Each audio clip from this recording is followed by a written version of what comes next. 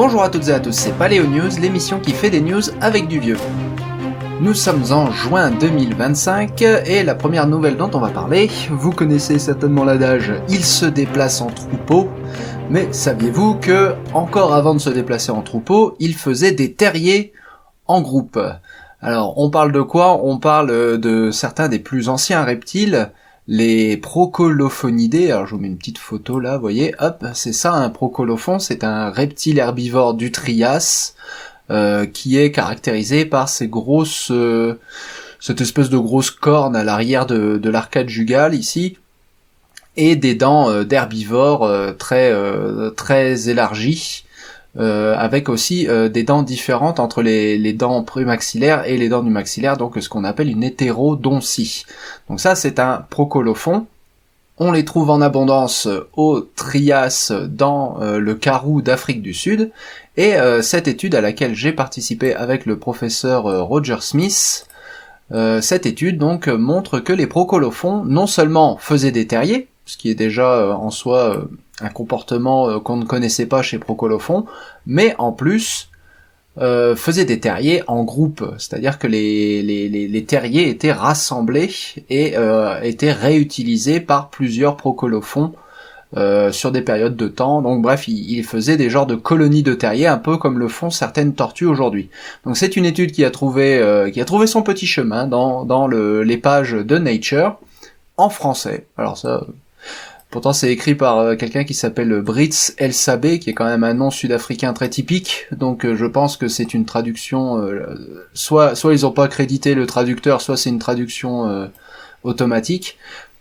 Mais vous pouvez aussi trouver donc l'étude originale qui est parue dans Paléo 3, et vous voyez ici donc le paléo environnement, on va dire, de ces procolophons, qui est somme toute assez typique du Trias, juste après la crise Permien-Trias, à savoir des rivières en tresse, et sur les bancs de sable entre les bras des rivières en tresse, vous avez tous ces terriers qui sont rassemblés, terriers qui contiennent très souvent des squelettes entiers de procolophons. Vous voyez, c'est très très beau spécimen. Donc ça, ce sont les moulages des terriers, ce que vous voyez ici.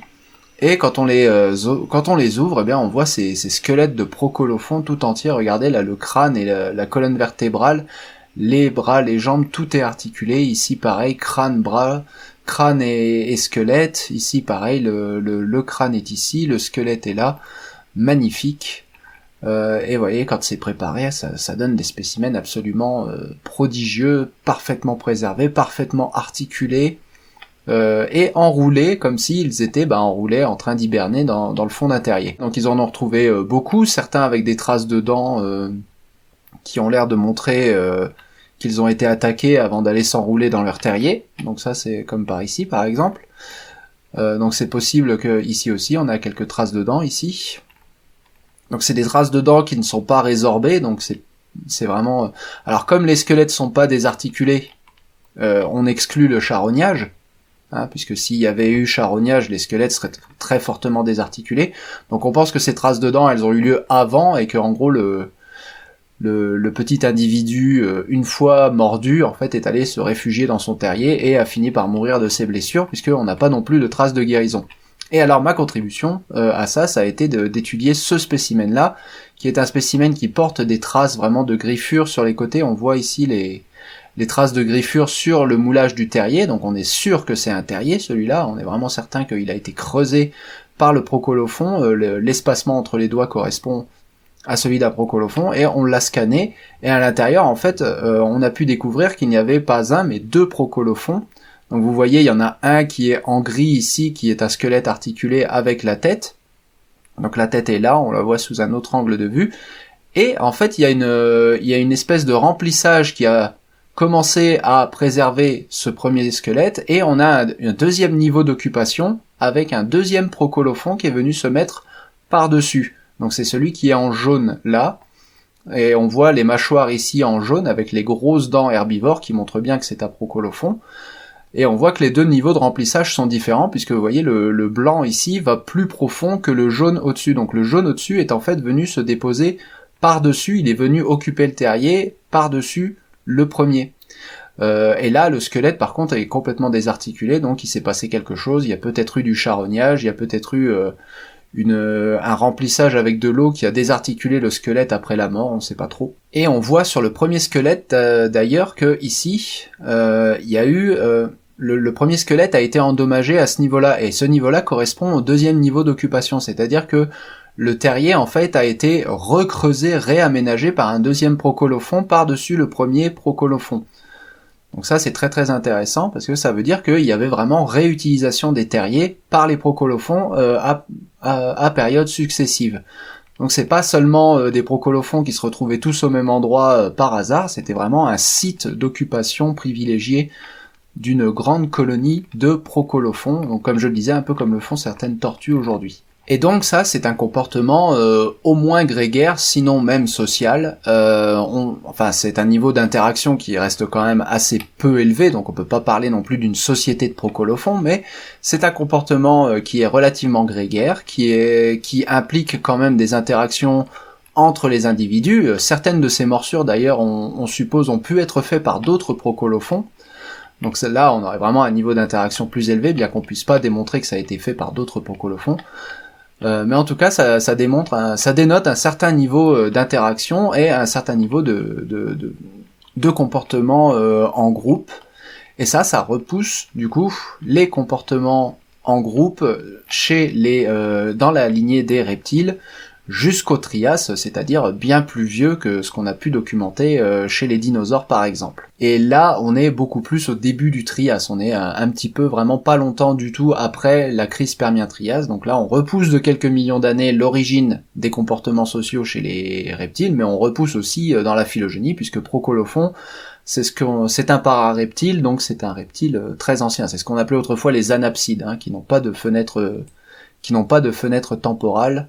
On reste dans les tétrapodes basaux, mais alors là, on remonte encore plus loin, on arrive au Carbonifère. Alors c'est une équipe de gens prestigieux, Père Albert, John Long et bien d'autres qui nous proposent dans un article Nature la découverte des plus vieilles empreintes attribuables à un amniote du monde.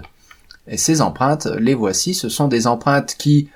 alors, je vous montre pas tout, mais là, regardez, par exemple, on a la main ici et le pied là, et donc ce sont des empreintes qui d'une part ont des griffes, ce qu'on ne retrouve pas chez les amphibiens, et qui d'autre part ont 5 doigts à la main. Et 5 doigts à la main, c'est pareil, les amphibiens ne laissent pas des empreintes avec 5 doigts, les amphibiens ils laissent des empreintes qui ont généralement le bout des doigts arrondi avec 4 doigts à la main. Donc ça, ce sont des empreintes qui sont à coup sûr attribuables à des amniotes, et ça nous vient du tout début du Carbonifère, c'est-à-dire en plein dans ce qu'on appelle l'intervalle de Romer. L'intervalle de Romer qui est un intervalle où on trouve quasiment pas de tétrapodes à l'état squelettique, mais on trouve ces empreintes qui donc repoussent le registre fossile des amniotes jusqu'au tout début du Carbonifère, sachant que là, le Phragnia phaménien, c'est par là qu'on trouve les Tiktaalik, les Ichthyostega et tout ça. Donc là, on est vraiment au lendemain des tout premiers tétrapodes, quoi. Ça veut dire que là, on a le début des amphibiens, et pouf, là déjà, on a déjà des machins qui étaient capables de pondre des œufs. C'est ça que ça veut dire. Je précise, mais on parle évidemment d'œufs à coquille dure, d'œufs secs, d'œufs qui peuvent être pondus en dehors de l'eau, puisque évidemment les amphibiens avant eux pondaient déjà des œufs, et même les poissons ils pondaient déjà des œufs, mais tout cela est inféodé au milieu aquatique. Avec les amniotes, on a des œufs qui ne sont plus inféodés au milieu aquatique.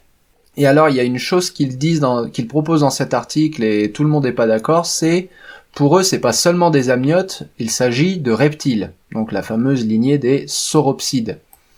Et en fait, ce qui leur permettrait de dire qu'il pourrait s'agir de sauropsides, c'est que parce que c'est pas des synapsides. Alors, qu'est-ce que ça veut dire ça? Alors, chez les synapsides, les doigts sont tous à peu près de la même longueur.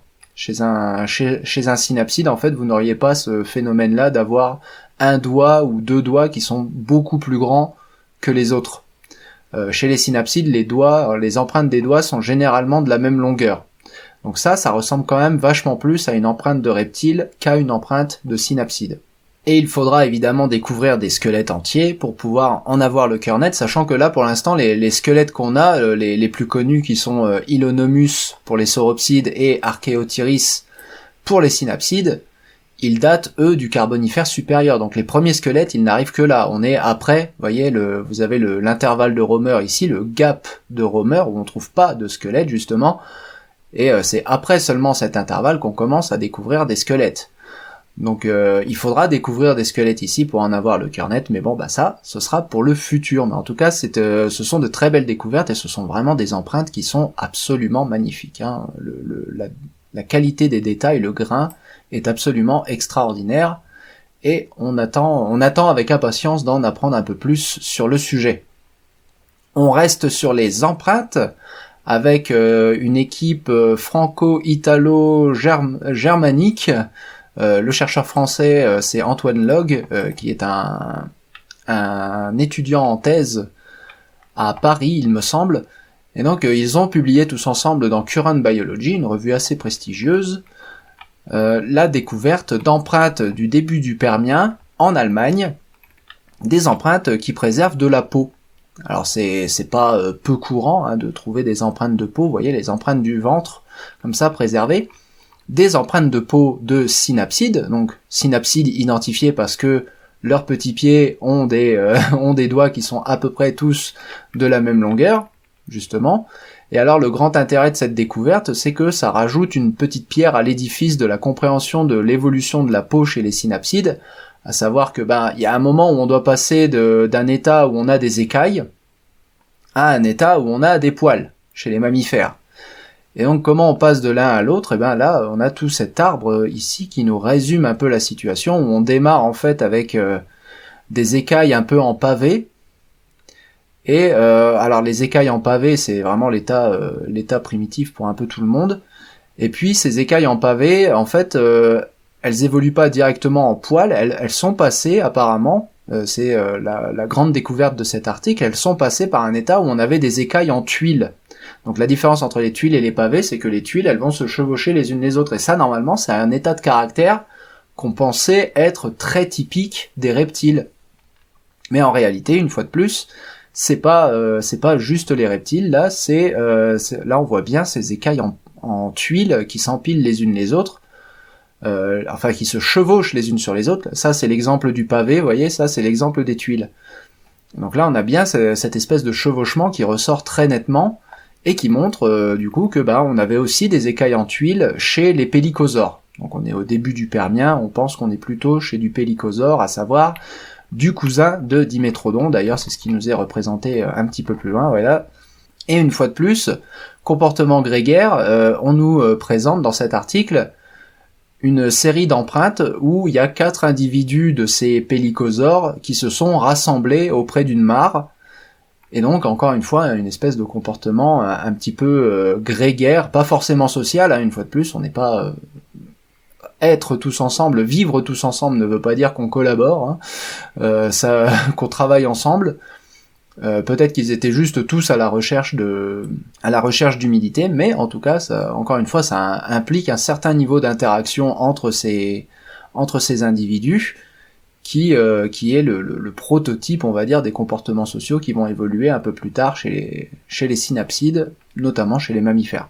Donc c'est un article qui est très intéressant pour ce diagramme-là, qui nous résume évidemment l'évolution des phanères chez les synapsides, et comment donc on est passé des écailles aux poils. On reste sur les traces fossiles, mais maintenant on passe au coprolithe, le caca fossile. Qu'est-ce qu'on découvre dans le caca fossile, nous dit le Journal of South American Earth Science, donc une équipe principalement sud-américaine.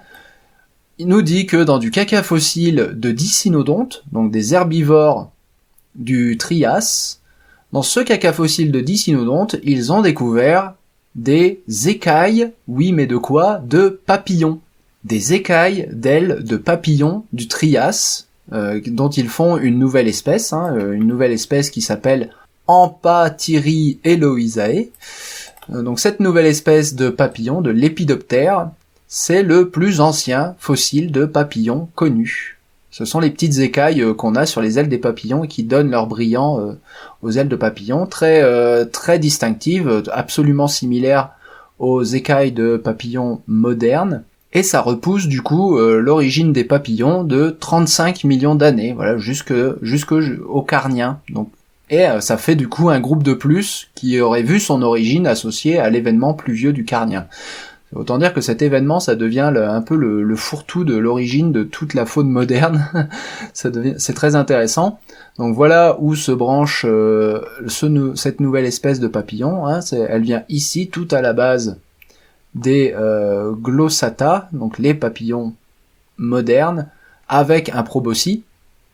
Hein, la phylogénie indique, alors on n'a pas de proboscis de papillons préservés avec empathyrie, ne me faites pas dire ce que je n'ai pas dit, mais la morphologie des écailles indique qu'il fait partie des papillons qui possèdent un proboscis, donc ça pousse l'origine du proboscis jusque dans au moins le début du Trias, voire même plus loin, pourquoi pas, hein, c'est ce qui est suggéré ici par cette barre d'erreur.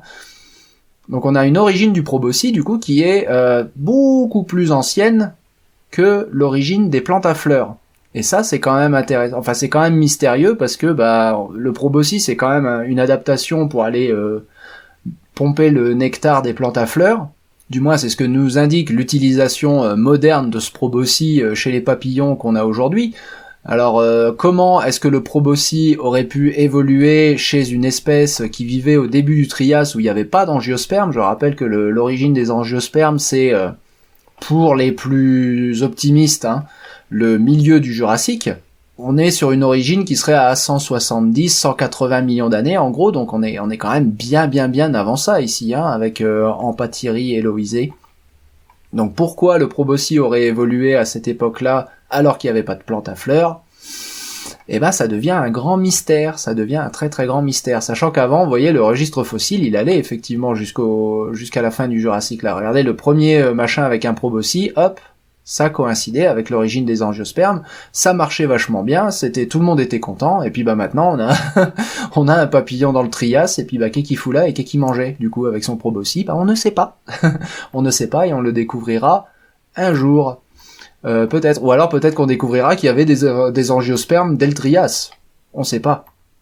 Et alors, le grand mystère quand même, pour moi, ça a été de me demander, mais attendez, qu'est-ce qu'un papillon foutrait dans des crottes fossiles de dicynodontes? Parce que les dicynodontes, c'est pas des insectivores. Les dicynodontes, ce sont des herbivores. En tout cas, ceux du Trias sont définitivement des gros herbivores. Et là où c'est marrant, en fait, c'est que eux, ils disent, c'est un herbivore, les papillons sont des herbivores, donc peut-être qu'ils se sont juste posés sur les plantes et que les plantes se sont faites bouffer par les dicynodontes et pouf, c'est comme ça qu'ils ont fini dans les crottes fossiles. Donc ce serait un gobage accidentel, voilà, accidentel. Du coup, comme on sait que les dicynodontes se nourrissaient essentiellement de fougères et de gymnospermes, ça veut dire que les papillons aussi, peut-être, allaient trouver leur nourriture parmi ces fougères et ces gymnospermes. Comment? Que mangeait-il? Est-ce que les gymnospermes et les fougères faisaient du nectar? Ou bien est-ce que le proboscis servait à autre chose? Peut-être que le proboscis à l'époque était un organe piqueur. Au lieu d'être juste un organe pompeur, c'était peut-être un organe piqueur à la base, et peut-être que du coup il piquait dans les fougères et dans les gymnospermes. On ne sait pas. On ne sait pas et on le découvrira, je l'espère, très bientôt. Mais en tout cas, ça, c'est un article très très très intéressant. Et je suis même surpris qu'il soit pas allé dans une revue plus prestigieuse. Ceci étant dit, ça leur a laissé la place de bien s'étendre en termes de stratigraphie et en termes de description. Donc c'est pas plus mal qu'ils aient renoncé à aller dans un truc plus prestigieux. Caca fossile toujours, mais on retourne dans la revue Current Biology. Caca fossile, cette fois, d'un sauropode, une nouvelle espèce de sauropode qui s'appelle Diamantinasaurus et qui nous vient du Crétacé d'Australie. Diamantinasaurus, qui est donc un grand sauropode d'Australie, de la famille, proche parent des titanosaures, squelette partiel que vous voyez ici, mais qui a surtout l'avantage de préserver, en l'occurrence ici c'est un reste du côlon, donc ils appellent même ça un cololithe, pour le coup. Donc les cololithes c'est un peu une sous-catégorie d'entérolithes, un peu plus précis. On a aussi de la préservation de la peau fossilisée. Donc vous avez des très beaux fragments de peau écailleuse fossilisée, qui nous rappellent que les sauropodes n'avaient pas une peau d'éléphant, mais bel et bien des écailles. Et donc à l'intérieur du cololithe ou de l'entérolithe, on trouve des beaux fragments d'Araucaria, de magnifiques épines de pin. Non mais regardez la qualité de préservation de ce truc, c'est de la folie. Des beaux fragments d'Araucaria, des épines de pin, on retrouve des fougères, on retrouve même une jolie feuille d'angiosperme fossilisée. Elle est là, l'angiosperme, on voit le dessin interprétatif ici qui montre bien les ramifications qui sont très typiques des angiospermes, donc il n'y a pas de doute sur le fait que ce soit une feuille d'angiosperme. Donc on est sur un mangeur de feuilles et d'autres végétaux, pas spécialisé du tout, hein. Il bouffait à tous les râteliers le Diamantinosaurus. Et ça nous rappelle cet article, ça permet de faire une petite synthèse du coup sur les régimes alimentaires des sauropodes en fonction de leur anatomie fonctionnelle, à savoir que les titanosaures, qui ont des bras et des jambes à peu près de la même taille et généralement des coups très très longs mais pas forcément orientés très très haut, ils étaient plutôt généralistes, à savoir qu'ils pouvaient aller manger très très haut sur les conifères et les angiospermes ou très très bas au niveau des fougères et des araucaria. Contrairement aux brachiosaures qui eux avaient les bras très très longues, plus longues que les pattes arrière et du coup tenaient la tête plus haute et qui eux probablement allaient manger plus haut dans la cime des arbres. Et à l'inverse, vous avez donc les autres extrêmes, les diplodocidés qui ont le cou très très long et qui ratissaient comme ça devant eux la végétation basse. Ils ont les dents qui sont toutes concentrées au bout du museau, donc c'est vraiment des tondeuses à gazon. Et l'extrême, le plus extrême de tous les extrêmes de tout ça, c'est évidemment Nigersaurus qui a le bout du museau complètement carré, donc lui c'est vraiment une tondeuse à gazon à l'époque où il n'y avait pas de gazon, mais bon bref. Et donc là où les diplodocidés plus généralistes pouvaient manger un petit peu plus haut les araucaria et les cycas, etc., lui, il allait plutôt manger vers le bas les fougères, surtout des fougères et voire même des prêles, des mousses, etc. Donc vraiment de la végétation qui est très très basse dans ce cas-là. Alors, c'est un article qui nous rappelle aussi à quel point on en sait peu sur la biologie de ces sauropodes, parce que le seul pour lequel on a un cololithe, c'est lui. Donc en réalité, tout ça reste quand même de la supposition basée sur de l'anatomie fonctionnelle. On pense que c'est comme ça que ça fonctionnait. Dans le cas de Nigersaurus, je pense que là, on a une adaptation tellement extrême que ce serait bizarre que ça se passe autrement, pour être tout à fait honnête. Mais ça rappelle justement à quel point on aurait besoin du même type d'informations pour tous ces autres sauropodes, afin de confirmer ces hypothèses de fragmentation écologique, ou de partition écologique entre ces sauropodes. En tout cas, une fois de plus, ça donne un schéma récapitulatif assez intéressant. Donc il semblerait que Current Biology se spécialise dans les schémas interprétatifs, les schémas interprétatifs, les schémas récapitulatifs intéressants. Il y a aussi le côté où, comme on trouve vous savez que les sauropodes, c'est quand même des choses qui sont essentiellement associées au Jurassique, et donc à la flore à conifères et à cycas. Et donc là, trouver un angiosperme dans un cololithe de sauropodes, ça nous rappelle que même les sauropodes se sont adaptés aux angiospermes. Hein. On associe souvent le déclin des sauropodes à l'origine des angiospermes et au fait que c'était les ornithopodes qui étaient les mieux adaptés aux angiospermes. Non, en fait, vous voyez que les sauropodes, ils étaient tout à fait capables de manger des angiospermes. Ceci étant dit, une fois de plus, on est sur un macabé, donc peut-être que c'est ça qui l'a tué, hein. On sait pas. Peut-être qu'il a eu une indigestion, hein. Non, évidemment, ce n'est pas une hypothèse raisonnable. Je rigole, bien sûr. On continue avec les sauropodomorphes, pas les sauropodes, mais les prosauropodes, ici, Plateosaurus, le plus connu des prosauropodes, dans une revue qui s'appelle Royal Society Open Science, encore un journal prestigieux. Une équipe a décrit la queue de Plateosaurus, donc ce prosauropode basal, et en fait nous propose que cette queue de Plateosaurus était probablement équipée d'un fouet. Donc exactement comme on a pu en faire l'hypothèse chez les diplodocidés. Vous voyez là, on voit bien d'ailleurs ce bout de la queue qui, au lieu d'avoir les vertèbres fusionnées comme chez beaucoup d'autres dinosaures, a des vertèbres qui sont très mobiles, articulées les unes aux autres, donc une queue qui était tout à fait capable d'une très grande flexibilité et donc de servir de fouet. Et ils ont testé l'hypothèse, c'est une des premières fois où on voit cette hypothèse testée par des modélisations.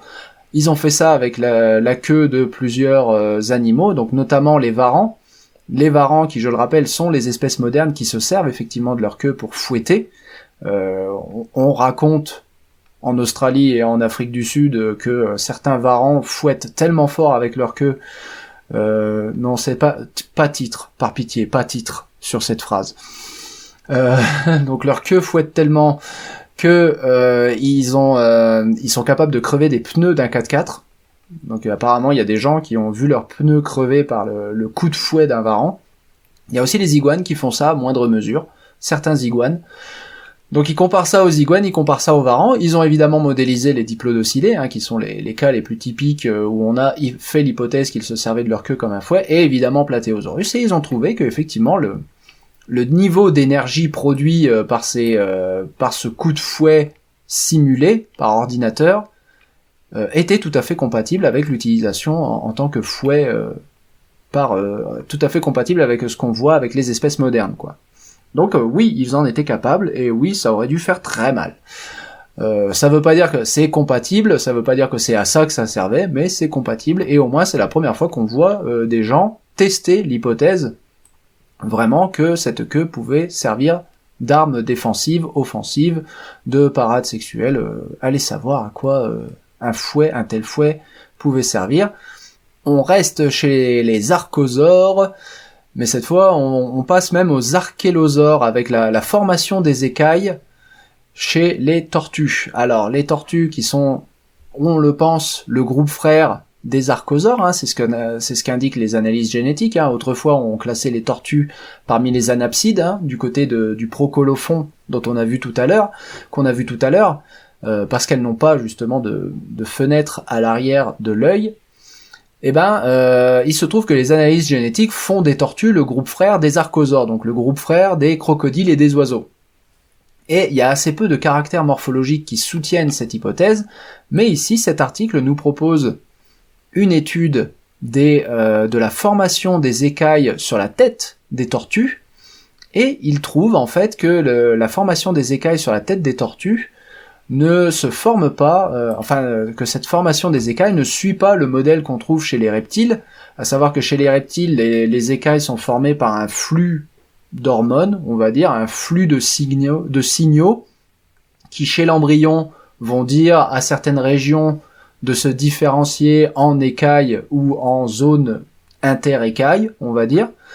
Donc c'est vraiment le modèle classique de la formation embryologique de n'importe quelle structure. C'est on envoie un signal pour qu'une cellule se différencie et elle se différencie en ce qu'on lui dit de faire. Donc c'est ce qui se passe chez les lézards, chez les squamates, chez les serpents par exemple. Et puis on a le modèle archosaure, où là, c'est juste la peau, en fait, il va y avoir une différence de croissance entre les zones d'écailles et les zones interécailles qui font qu'en fait, la peau va finir par se craqueler et former des écailles, en fait, et c'est chaque craquelure qui vont former ces écailles. Et c'est ce qu'ils observent chez les tortues, à savoir que chez les tortues, on a effectivement un différentiel de croissance entre les zones écailleuses et les zones interécailleuses, et en fait, c'est cette différentiel de croissance cellulaire au niveau de l'épiderme qui va générer la présence d'écailles. Donc c'est vraiment un phénomène très particulier qui a lieu chez les archosaures et du coup chez les tortues aussi, et qui n'a pas à voir avec un signal en fait moléculaire qui indiquerait à une zone de devenir une écaille ou de devenir une zone interécaille. Donc ça veut dire qu'on a maintenant de quoi soutenir en fait le clade des Archelosauria. Donc tortues, archélo et zoria les archosaures. Donc on a désormais de quoi soutenir le clade des Archelosauria sur base au moins embryologique et un petit peu anatomique. Et ça c'est quand même vachement cool. On reste sur du crâne, mais là je commence vraiment à être à court de transition. Alors American Journal of Biological Anthropology, maintenant on va parler d'humains. Voilà, quasiment sans transition, les êtres humains. On reste quand même sur de la tête alouette avec un crâne qui est connu comme étant le crâne de Maba, qui nous vient de Chine et qui a à peu près, alors on sait pas trop parce que c'est Middle Pléistocène, enfin fin du Middle Pléistocène, donc on est probablement sur du 200 000 ans. Et alors ce crâne de Maba, il a été réanalysé parce que il est très très intriguant. Alors voici à quoi il ressemble. Bon là c'est évidemment une reconstitution numérique des fragments qui ont été scannés. Là ça vous représente l'épaisseur osseuse, hein, si vous vous demandez ce que c'est les couleurs, mais l'important ici, ce qu'on veut voir, c'est surtout l'anatomie. Ce crâne de Maba, il est très intriguant parce que, alors, il a des attributs primitifs, hein, le front est fuyant, hein, c'est pas un crâne d'Homo sapiens, mais par contre, il a une forme de l'œil qui est très arrondie. Et ça, si vous connaissez un petit peu vos hominidés du Pléistocène, vous savez que chez Homo heidelbergensis, la forme des yeux, ça donne colère. Ils sont pas contents, les Homo heidelbergensis, quand on regarde le crâne. C'est typiquement le cas, par exemple, de Tauthavell. L'homme de Tauthavell, c'est le morphe heidelbergensis assez typique, heidelbergensis pré-néandertalien. Encore qu'on retrouve ça aussi un peu chez Homo rhodesiensis, mais bref, c'est les yeux qui font colère, les yeux pas contents. Et puis on a Homo sapiens, lui il a les yeux tristes. Homo sapiens, il a les yeux les orbites qui font plutôt comme ça, qui partent sur le côté vers le bas. Donc là, on a plutôt une morphologie des orbites qui fait penser un peu à un crâne triste. Et puis entre les deux, on a Néandertal qui lui a les yeux ronds. Il a vraiment les orbites bien rondes et c'est ce qu'on retrouve sur le crâne de Maba. Et il y a des gens, hein, notamment cet article ici qui était sorti l'année dernière de Bae et Wu, qui à l'époque avait nommé Juluensis envers et contre la phylogénie et le principe de priorité taxonomique. Donc on en avait déjà parlé de ça et c'était Juluensis n'a toujours pas pris, hein, dans la littérature. Mais déjà dans cet article, donc, il parlait du crâne de Maba et mentionnait rapidement, en passant sans trop s'arrêter dessus dans la légende de la figure, qu'il pourrait s'agir d'un Néandertal, alors définition élargie, disent-ils, hein. Définition élargie de Homo neanderthalensis, donc ils avaient proposé ici que ça pourrait être un homme de Néandertal. Avant toute chose, je me permets de préciser que y a un réel débat sur est-ce que Néandertal a vécu ou non en Extrême-Orient. Je rappelle que dans le dernier Paléo News, on avait parlé notamment de l'industrie Quina qui venait d'être découverte en Chine. Industrie Quina qui est normalement associée à Néandertal, c'est du moustérien, c'est associé à Néandertal en Europe de l'Ouest. Et donc, la dernière fois, on avait parlé d'une possible industrie similaire au Quina qui avait été découvert en Chine. Donc ce crâne, ça pourrait être un reste squelettique associé à cette industrie Quina, ou associable à cette industrie Quina, et qui pourrait être la démonstration que Néandertal a effectivement étendu son aire géographique jusqu'en Extrême-Orient. Donc cet article, ici, s'arrête du coup sur cette hypothèse et regarde tous les caractères possibles afin de déterminer si oui ou non il pourrait s'agir d'un Néandertal. Donc ils ont regardé les sinus par exemple, ils ont regardé l'épaisseur crânienne, mais surtout ils ont regardé les caractères endocrâniens, c'est-à-dire les caractères alors, du cerveau entre guillemets, hein, puisque quand on regarde les caractères endocrâniens, ce qu'on regarde c'est le moulage de la cavité crânienne, c'est pas le cerveau lui-même, mais ils ont regardé ces caractères endocrâniens et ils ont essayé avec ça de déterminer si oui ou non c'était raisonnable de penser que ça appartenait à Homo neanderthalensis, et la réponse est non. En tout cas, leur réponse est non. Ce que vous voyez ici, c'est le résultat d'une analyse en composantes principales, donc c'est un outil statistique qui permet de représenter de façon graphique de la morphologie complexe. Voilà, on prend plein d'éléments morphologiques, anatomiques, on les quantifie dans tous les sens, de toutes les façons possibles et imaginables. Et puis ça va nous représenter tout ce gloubi-boulga d'informations sur un beau graphe avec deux axes. Chaque axe représentant un certain pourcentage d'explication de la morphologie.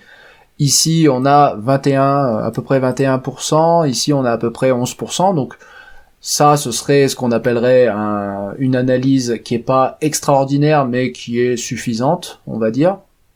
Mais bon, le message ici, c'est de regarder les couleurs. En bleu, ici, on a la zone morphologique de Néandertal. En rouge, ici, on a la zone morphologique de Homo erectus.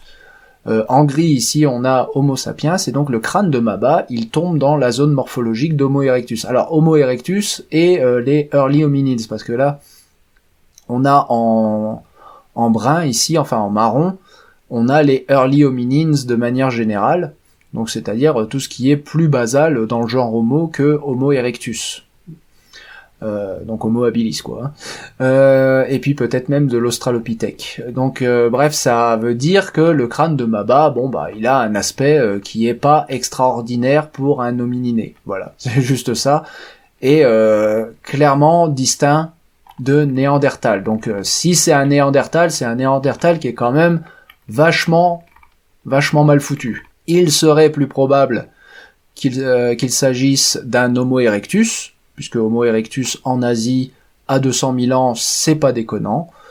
Donc a priori Homo erectus, en tout cas jusqu'à preuve du contraire, mais avec des orbites du coup bizarrement arrondies. Paléoneurologie toujours, mais cette fois on s'intéresse plus au moulage endocrânien, on s'intéresse aux canaux semi-circulaires. Dans la revue Science Advances, un nouvel article est sorti sur les canaux semi-circulaires, donc la partie de votre oreille interne qui s'occupe de votre équilibre. Ces canaux semi-circulaires, vous en avez 3, un pour chaque dimension de l'espace, les 3 dimensions. Et normalement, ils assurent un bon équilibre chez les tétrapodes, chez tous les vertébrés de manière générale, sauf que chez certaines grenouilles, notamment les plus petites grenouilles, les grenouilles naines, qui sont les plus petits tétrapodes connus, les canaux semi-circulaires, vous voyez, ils ont plus la place de se développer, ils sont complètement rabougris. Et ça, cet article pointe du doigt que ça a des conséquences qui sont très intéressantes d'un point de vue fonctionnel d'ailleurs, et je vous les mets à l'écran tout de suite. Regardez comment cette grenouille saute. Regardez le saut et regardez l'atterrissage. J'attire votre attention sur l'atterrissage absolument pitoyable de cette grenouille. Ces grenouilles naines, en fait, elles ont une oreille interne tellement petite, tellement rabougrie qu'en fait, physiquement, l'oreille interne ne fonctionne plus.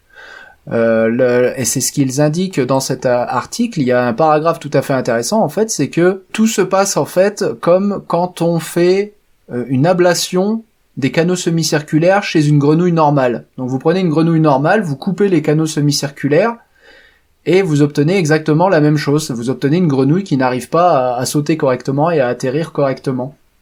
Donc en fait, ce que vous voyez là, quand vous voyez ces petites grenouilles sauter, en fait, vous voyez le grand dessin intelligent, vous voyez l'intelligence du design de cette grenouille qui est si petite en fait que ces canaux semi-circulaires n'ont pas la place de se développer. Du coup, les canaux semi-circulaires ne fonctionnent pas. Et du coup, elle n'arrive pas à sauter correctement et elle s'écrase comme une daube à l'atterrissage.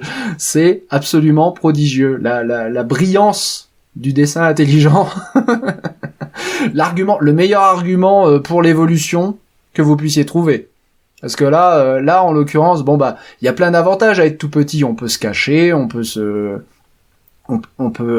peut s'attaquer à une certaine faune qui n'est pas accessible à des organismes plus grands, notamment tout ce qui est microfaune, des tout petits acariens, des petits trucs comme ça. Il y a plein d'avantages à être petit. C'est pas un problème. Mais il y a un énorme inconvénient, c'est que si vous laissez pas la place à vos organes d'essence de se développer, et notamment à vos canaux semi-circulaires, le fluide à l'intérieur, alors que la façon dont ça fonctionne un canal semi-circulaire, c'est qu'il y a du liquide à l'intérieur, et ce liquide, quand il bouge, il fait bouger des cils qui vous indiquent dans quel sens votre tête est en train d'être orientée. Sauf que là, si vous avez littéralement la tension superficielle du liquide qui empêche, vous avez littéralement moins d'une goutte à l'intérieur de ces petits canaux semi-circulaires, donc la tension superficielle de ce fluide, elle est trop importante, le liquide ne bouge pas dans l'oreille interne, et donc les cils, ils sont pas stimulés, et donc c'est comme si elle avait pas de canaux semi-circulaires, la bestiole. c'est juste incroyable, en fait, un truc aussi trivial qu'une contrainte spatiale comme ça peut avoir une si grande influence. Moi, ça me fait rêver. Je trouve ça incroyable, en fait. Et là, on est vraiment sur la preuve qu'il n'y a pas de grand projet derrière l'évolution des espèces. Là, c'est juste, voilà, ils sont devenus petits parce qu'il y avait plein d'avantages à être petits, mais alors par contre, qu'est-ce qu'on fait avec le sens de l'équilibre? Bah, on va dire qu'on s'en fout. Et donc voilà, et ça vous donne des grenouilles qui s'écrasent à l'atterrissage. Mais on s'en fout, de toute façon elles sont toutes petites. Rappelez-vous, l'allométrie, quand on est plus petit, on est proportionnellement plus solide. Donc ça n'a aucun problème. On peut atterrir n'importe comment, on s'en fout, on est tellement léger que du coup ça cassera pas. Voilà, l'important c'est pas que ça marche bien, l'important c'est que ça marche jusqu'à la reproduction. c'est l'évolution, c'est exactement ça l'évolution. Alors évidemment, ils explorent d'autres hypothèses pour essayer d'expliquer ce comportement aberrant, mais évidemment, il n'y a pas d'autres possibilités que ça, quoi. Je veux dire, il n'y a pas d'autres, il y a pas d'avantage intrinsèque à atterrir comme une merde quand on est une grenouille, quoi. Donc ils essayent, et évidemment, par rigueur scientifique, ils explorent d'autres hypothèses, mais bon, c'était un peu vendu d'avance qu'il y aurait pas d'avantage évident à atterrir comme une daube quand on est une grenouille, quoi, et qu'on saute. Donc c'est très très intéressant. Enfin, ce qui est vraiment très intéressant, c'est la découverte qu'en fait, quand vous coupez les canaux semi-circulaires d'une grenouille normale, elle atterrit exactement de la même façon. Ça, je trouve ça assez prodigieux. Toujours dans Science Advances, un article de chercheurs chinois et américains qui nous propose une évolution de la taille des trilobites pendant le Cambrien et l'Ordovicien. Donc la taille des trilobites, qui a beaucoup varié, vous pouvez le voir, pendant le Cambrien et l'Ordovicien. Vous avez ici la longueur du corps, qui a varié beaucoup au cours de cet intervalle de temps. Eh bien, ils ont exploré plein d'hypothèses différentes pour essayer d'expliquer ces variations de taille corporelle, hein, notamment des hypothèses biogéographiques, des hypothèses phylogénétiques, mais ce qui ressort, en gros, c'est que c'est plutôt le niveau d'oxygène qui a l'air de beaucoup influencer la taille de ces trilobites. Notamment, quand vous avez des événements d'anoxie, vous avez des trilobites plus petits, et quand vous avez des événements très riches en oxygène, là, vous avez des trilobites plus grands, en moyenne, évidemment. Il y aura toujours des exceptions, hein. Mais en gros, c'est ça qui a l'air de ressortir. Donc les périodes en bleu, c'est les périodes où vous avez le plus d'oxygène, les périodes en violet, c'est les périodes où vous avez le moins d'oxygène, et vous avez quasiment une corrélation 100% entre les périodes où les trilobites sont en moyenne plus grands et le taux d'oxygène plus élevé. C'est pas inattendu, hein, évidemment, vous avez plus d'oxygène, métabolisme plus élevé, on digère mieux, on assimile mieux la nourriture, c'est pas forcément déconnant. C'est ce qu'on a proposé aussi d'ailleurs, rappelez-vous, pour les méganeuras au Carbonifère, mais c'est la première fois qu'on le démontre qu'on le propose et qu'on le démontre. On démontre jamais rien évidemment en sciences naturelles, hein, mais vous voyez ce que je veux dire. Chiffre à l'appui pour les trilobites, c'est tout à fait fascinant. Et puis on va terminer ce Paléo News avec 3 articles qui sont 3 petites curiosités, on va dire, plus que c'est vraiment un peu hors sujet. Mais c'est des articles que je tenais à explorer parce qu'ils m'ont fait réagir, on va dire, en bien ou en mal. Alors d'abord, on va parler d'un article sur les enchères en ligne des fossiles, enfin les ventes aux enchères en ligne de fossiles. Un article qui se base essentiellement sur les données qui viennent d'un site qui s'appelle Katawiki, qui est un site de vente aux enchères de fossiles en ligne, et qui donc nous fait un bilan, on va dire, de ce qui intéresse et n'intéresse pas les gens qui achètent les fossiles en ligne, et qui fait aussi un bilan de ce qu'on perd dans tout ça. Donc, qu'est-ce qui intéresse le plus les vendeurs les acheteurs en ligne? 39% des fossiles sont des invertébrés, 49% sont des vertébrés et 12% sont des plantes. Donc déjà, si vous pensiez comme moi que ce qui se vendait surtout sur internet c'était des fossiles d'invertébrés, hein, des ammonites et des trilobites, sachez que ce n'est pas le cas. La plupart des fossiles, enfin la grande majorité des fossiles vendus sont des vertébrés. Après, dans les invertébrés, 36% sont des ammonites, 20% sont des trilobites et vous avez le reste. Et dans ces 49% de vertébrés, pareil, c'est pas du truc anodin qui est vendu, c'est surtout du dinosaure et du requin. Alors c'est des dents, hein. C'est des dents de dinosaures et des dents de requin qui représentent quand même plus de 50% du marché. Donc une fois de plus, c'est pas des rogatons, dont a priori on se moquerait complètement. Hein, c'est quand même du groupe de vertébrés plutôt iconique, hein, qui est vendu. C'est du dinosaure et du requin. Donc ça casse un petit peu cette idée reçue que ce qui est vendu aux enchères sur Internet et ce qui est vendu sur les marchés aux fossiles de manière générale, c'est des trucs qui seraient relativement peu intéressants. Si vous vous intéressez aux vertébrés comme moi et si vous vous intéressez aux dinosaures comme beaucoup de gens, ben sachez que c'est ça qui se vend le plus. Je trouve ça très intéressant. Il y a aussi des remarques très intéressantes sur l'origine géographique.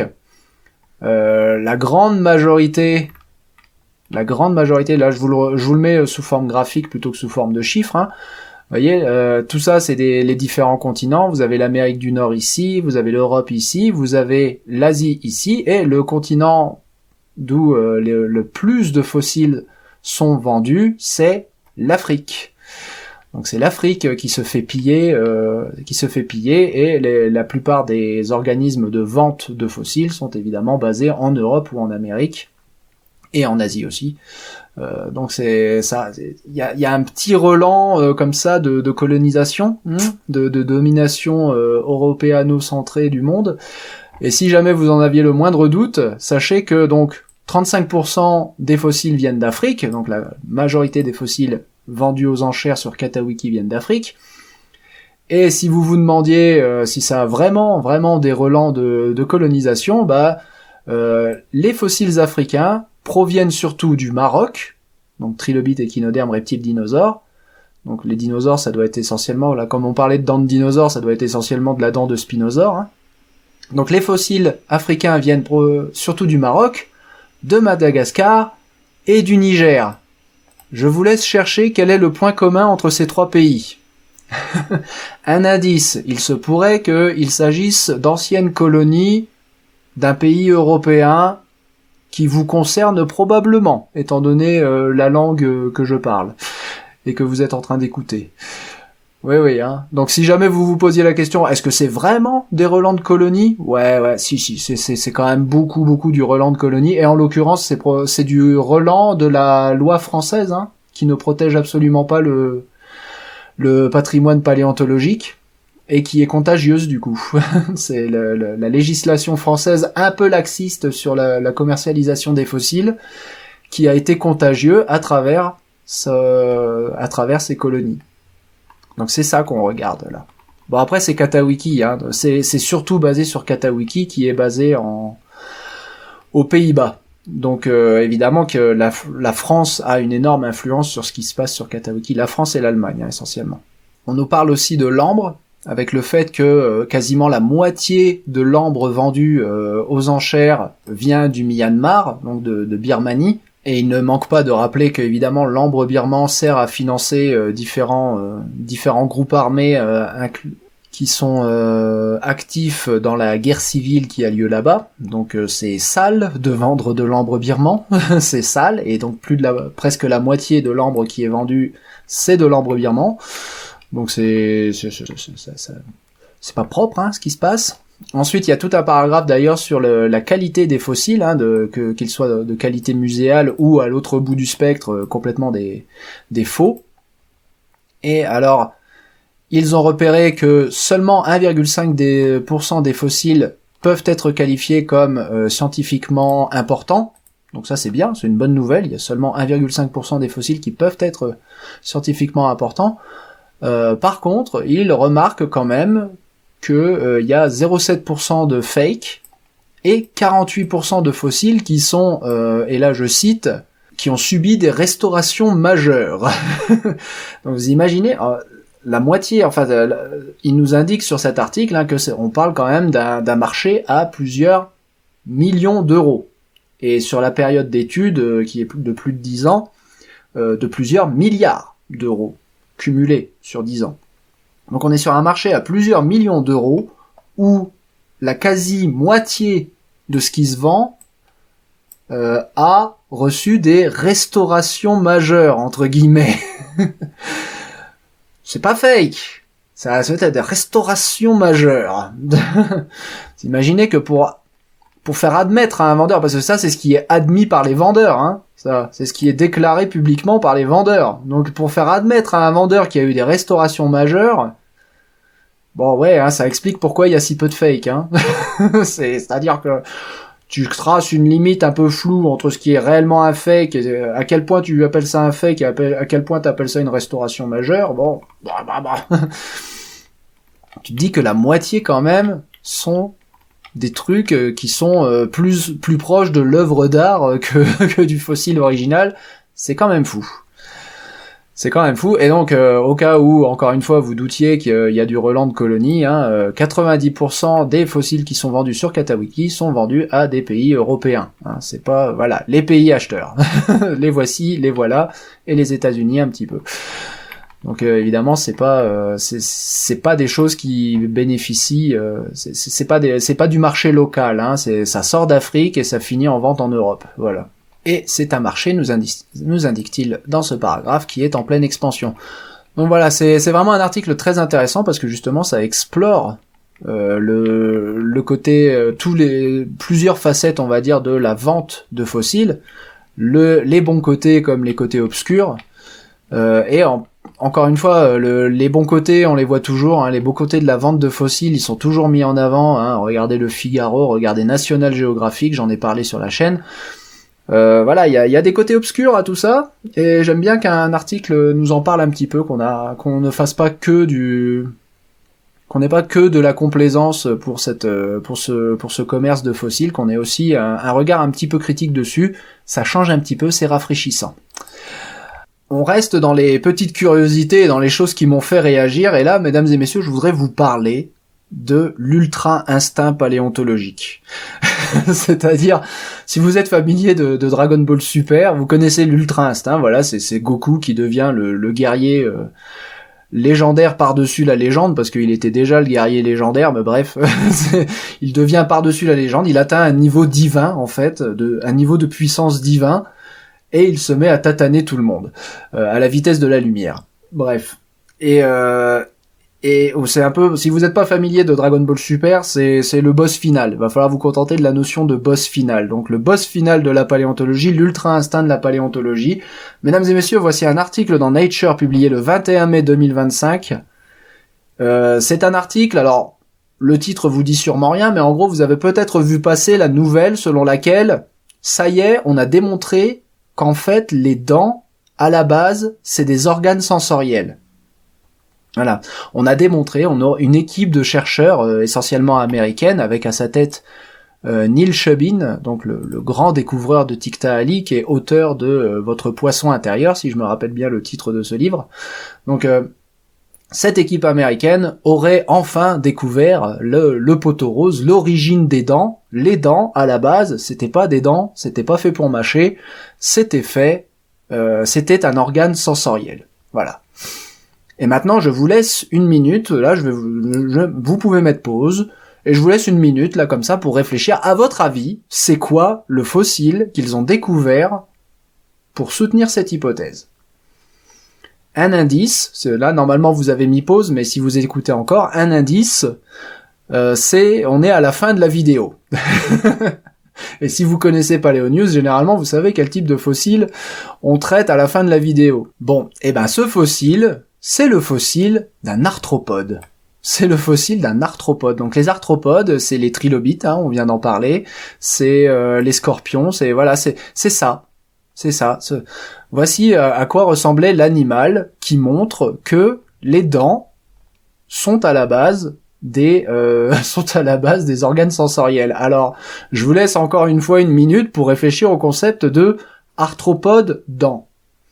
Parce que normalement, les dents, c'est associé avec les poissons à mâchoire, donc c'est associé strictement avec des vertébrés, et même pas tous les vertébrés. Hein, c'est-à-dire que lui, là, l'agnate que vous voyez là, ces poissons-là, les ptéraspis, les céphalaspis, tout ça, c'est des vertébrés qui n'avaient pas de dents, parce qu'ils n'ont pas de mâchoire. Ils ont une bouche, ils ont un trou, mais ils n'ont pas de mâchoire, ils peuvent pas gnac-gnac. Bon, donc il faut pouvoir gnac-gnac pour justifier d'avoir des dents. Bon, après, vous pouvez gnac-gnac et ne pas avoir de dents, mais ce que je veux dire, c'est que pour avoir des dents, la condition nécessaire au fait d'avoir des dents, c'est d'avoir une mâchoire et de pouvoir gnac-gnac. Donc, tous les vertébrés sont pas gnac-gnac. Donc, si vous voulez avoir des dents, à la base, c'est un truc de vertébrés et même pas de tous les vertébrés. C'est assez restrictif en réalité le fait d'avoir des dents. Et c'est là que l'ultra instinct entre en jeu, c'est-à-dire qu'on est face à une équipe de chercheurs qui réussit à vous parler de l'origine des dents sans fossiles de vertébrés. Et là, il était une fois donc cette équipe qui a découvert un nouveau poisson du Cambrien qui s'appelle Anatolepis. Et découvrir un poisson avec alors ils avaient des écailles, on va dire. Ils avaient des écailles de poisson, ou qu'ils interprétaient comme étant des écailles de poisson, de cet Anatolepis. Et ils ont dit, oh, dis donc, un poisson du Cambrien avec des écailles, c'est unique. Et c'est vrai, parce que les plus vieux poissons à écailles, ils datent du Silurien. Picaya et tous ces trucs du schiste de Burgess, ça n'a pas d'écailles. Donc là, un poisson à écailles, trop bien, on va pouvoir en faire un nature. Sauf que cet Anatolepis s'est avéré ne pas être un poisson, il s'est avéré que c'était un arthropode, il s'est avéré que c'était une bestiole qui ressemblait à ça. Donc eux, ils croyaient avoir ça, et en fait, ils ont eu ça. Et l'ultra instinct, donc ils ont dit, vous savez quoi ? C'est pareil, non seulement on va en faire quand même un article dans Nature, donc la revue la plus prestigieuse, mais en plus on va quand même en faire un article sur les vertébrés. Et là, tu fais, waouh, mais comment vous allez faire un article sur les vertébrés alors que vous n'avez pas de fossiles de vertébrés? Eh ben, ils ont fait toutes ces analyses-là, vous voyez, des coupes histologiques mais numériques, grâce à du rayonnement synchrotron. Donc c'est du rayon X mais très puissant et très haut niveau de détail. Et ce qu'ils ont vu en fait, c'est que ces écailles, alors qui ne sont pas du coup des écailles de poisson, mais qui sont des fragments de carapace d'un invertébré arthropode, eh ben ils ont une morphologie qui est très proche de ce qu'on appelle un odontode, qui est donc ce qu'on retrouve sur les écailles des poissons sans mâchoire. Les écailles des poissons sans mâchoire, les odontodes, c'est l'abréviation que vous voyez là, ces odontodes, en fait, ce sont des écailles très particulières, enfin c'est la structure qu'on retrouve dans ces écailles très particulières qui ont de l'émail et de la dentine. Donc en fait, les écailles de ces poissons-là ont peu ou prou la même constitution que les dents des vertébrés ultérieurs. Et en fait, en fait, ces écailles, elles vont migrer, quand les poissons vont évoluer d'une mâchoire, donc chez les gnatostomes, ces écailles, elles vont migrer à l'intérieur de la bouche et former les dents. Donc ça, c'est le scénario qu'on connaît déjà, hein. On en avait reparlé encore il y a pas longtemps dans Paléo News. Donc les premiers poissons à mâchoire qui n'avaient pas de dents, en fait, les écailles ont migré à l'intérieur des mâchoires et ont formé les dents. Et c'est pour ça que ces poissons avaient de l'émail et de la dentine, à la fois sur leurs écailles et à la fois dans leur bouche. Et ça se voit, et à la fois sur leurs dents. Et ça se voit encore chez les requins d'aujourd'hui. Les requins d'aujourd'hui, leurs écailles, c'est des dents microscopiques, en réalité. Donc elles ont aussi de l'émail et de la dentine, exactement, et une cavité pulpaire, exactement comme leurs dents. Donc c'est très intéressant. C'est très intéressant. C'est un phénomène qui était déjà connu, mais là où c'est nouveau du coup pour eux, là où l'ultra instinct entre en jeu, c'est que eux ils ont découvert que chez cet arthropode agalaspide, qu'ils ont pris pour un poisson à la base, en fait c'est les fragments de carapace ressemblent beaucoup à des ondotodes de poissons agnates, avec notamment les mêmes canaux sensoriels qu'on retrouve à l'intérieur des ondotodes, mais aussi de ces fragments de carapace d'arthropodes. Et ça leur a fait dire du coup que y a un ancêtre en commun à ces deux structures, et que de fait les dents à la base, donc les dents qui sont en fait les écailles des poissons agnates, étaient à la base des structures purement sensorielles. Donc avant même de former la carapace des agnates, l'ancêtre en commun des poissons agnates et des arthropodes, qui devait être un genre de ver en gros, il devait avoir une structure qui était intermédiaire ou ancestrale aux odotodes des agnates et aux tubercules ici de la carapace des arthropodes, qui devait être une structure extrêmement richement innervée et donc extrêmement sensorielle et extrêmement sensorielle, et qui était sur la peau, sur la surface de l'animal et pas dans sa bouche. D'où la conclusion, les dents étaient à la base des organes sensoriels. Mais sauf que on est sur un organe sensoriel qui est ensuite devenu une écaille, un odontode, qui est ensuite devenu une dent chez les poissons gnatostomes. Ultra instinct terminé. ça m'a beaucoup fait rire que à la base ce qui était une erreur d'interprétation du fossile Anatolepis est devenu finalement tout un raisonnement qui fait que du coup ils ont réussi à retomber sur leurs pattes et pouf, c'est quand même intéressant pour l'origine des vertébrés. Tada. Les boss finales, ils sont trop forts, on peut rien faire contre ça. Et pour finir ce Paléo News, un chercheur de Raleigh en Caroline du Nord nous pose la question dans la revue The Anatomical Record, d'où qui sont les baculums de Smilodon. Alors Smilodon, le tigre à dents de sabre, baculum, l'os du kiki. Ils sont où les os du kiki? Kiki là, l'os du kiki de Smilodon. Alors, il y a quelqu'un qui m'a répondu sur internet et je le salue parce que c'est vraiment la meilleure réponse du monde. Bah, le baculum, il est dans leur tub, évidemment. Oui, mais ils sont où les fossiles de baculum? Évidemment, c'est des fossiles. Ils sont où les fossiles de baculum? Et alors, il a réalisé, il a réalisé cette affiche que je trouve absolument hilarante un avis de recherche. Donc, avez-vous vu les baculums de Smilodon? Voilà. Donc tout ça, c'est des baculums de différentes espèces de félidés. Et donc normalement, le baculum de Smilodon, il devrait ressembler à un de ces trucs-là. Donc si jamais, en l'occurrence, ça s'adresse aux gens qui fouillent à la Bréa, donc dans les dépôts, dans les dépôts riches regardez la photo là dans le laboratoire quoi. Donc les dépôts de bitume de la Bréa qui sont très très riches. On a retrouvé littéralement des milliers de baculums de Direwolf, le fameux loup sinistre dont on a déjà maintes fois parlé.